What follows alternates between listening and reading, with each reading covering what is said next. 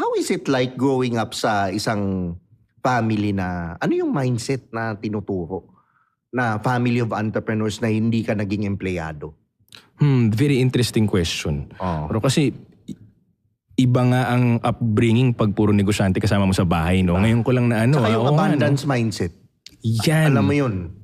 Napakaganda nun. Unang-una, abundance sa oras.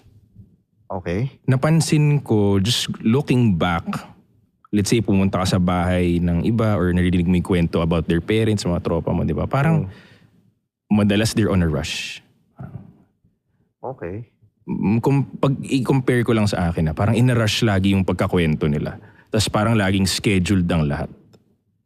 Compared sa bahay namin, parang may structure, pero may balance kang ikaw mag-decide ng freedom mo. Kung magkamali ka, kasalanan mo, matuto ka. Example, para mas maintindihan ng mga viewers. Okay, for example, let's say okasyon. Okay, let's say yung normal birthday. na tao. Normal na tao. Right, lahat nag-celebrate yan, di ba? Parang ganun usually.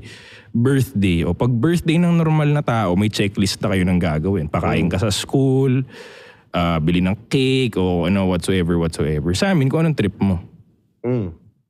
Hindi ka pipilitin ng magulang ko na, gusto mo ba maghanda tayo, ganyan. Hindi. Ano gusto mo? Iho, ano gusto mo? Kung simpleng usapan lang kami sa bahay palagi na parang adult ka rin kausapin. O anong gusto mo?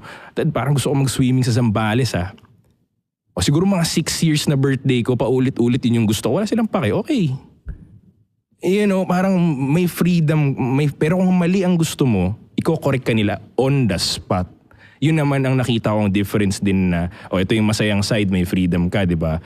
Pero pag meron kang thought man lang o kilos na mali, on the spot, ano ka ngayon? Parang naka-spotlight ka ngayon. Let's say, simpleng hello sa telepono, di ko makakalimutan. Hello. Ngayon ako, bata, ganyan ka sumagot. Pucha, after nung kung sino mang kausap ko, katakot-takot na pinagalitan na ako eh. Ano yung hello mo? Bakit ganyan ka mag-hello? Anong maisip sa'yo ng tao sa tingin mo kung ganyan ka makalamya mag-hello? Hello lang yun Ilang taon pa lang ako, di ba? Hello lang, ganyan na kayo. Dami nyo na sinabi. Pero later in life, na-realize ko, grabing development pala yung ginawa nila sa akin growing up.